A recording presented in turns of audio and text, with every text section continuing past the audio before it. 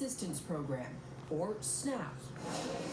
They're among the nearly 42 million Americans who will see benefits slashed on November 1st if the government shutdown stretches on. On CBS's Face the Nation, Treasury Secretary Scott Bessent called on Democrats to end the gridlock. And I would urge moderate Democrats to be heroes, come across the aisle like they did in the spring and pass a clean CR. And former Vice President Kamala Harris weighing in, criticizing the president on the BBC for using private donations to build a ballroom during the shutdown. Right now we have a president in the Oval Office who is building a ballroom for his rich friends while he is depriving working people of health care. Democrats say they're willing to meet with Republicans on a plan that doesn't raise health care premiums. Meanwhile, air traffic controllers will be missing their first full paychecks on Tuesday. Jerika? Elise Preston, thank you. On the CBS Money Watch, red meat prices are at record highs, but President Trump's push to import beef from Argentina in an effort to lower costs has created a growing beef in the heartland. CBS's Lana Zak is the only network correspondent based in Iowa and has new reporting tonight. Lana. Good evening. Already the trade wars have decimated soy prices here, but cattle had been on the rebound. That is until now. Come on. Come on. After several years of losing money on cattle, Berlin and Pete Wobetter were looking forward to turning a profit.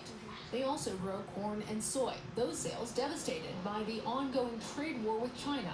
How important is it to you that you have cattle when soy and corn is going so poorly?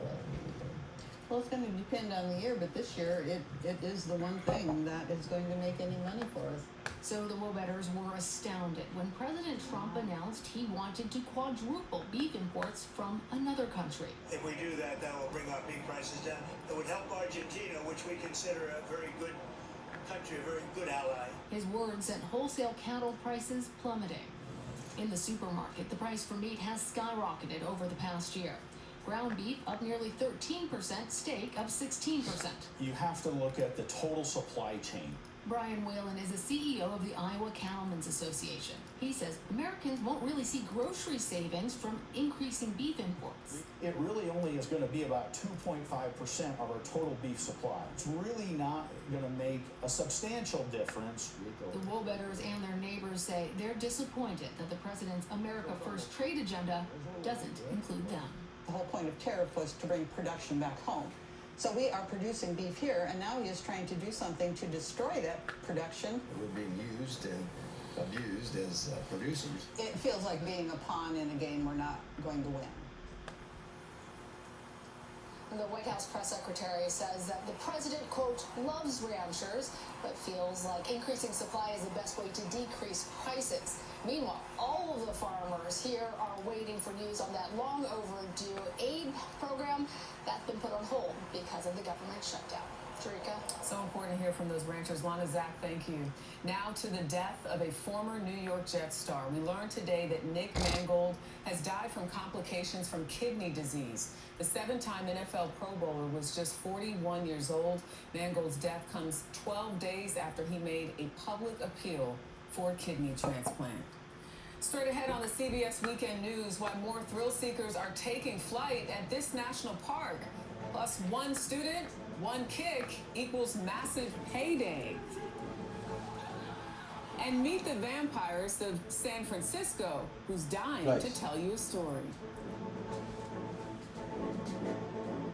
Is adding chicken broth to dog food actually dangerous? So, Rob, what do you feed your dogs? You know, I used to think that I was making my dog's kibble extra special by giving them a little added warm water. Here you go, buddy. Fancy meal upgrade. But I found out it is a huge mistake. What? Why? Well, first of all, you gotta know most kibble is only about 10% moisture. That's the same as raw pasta. Ooh.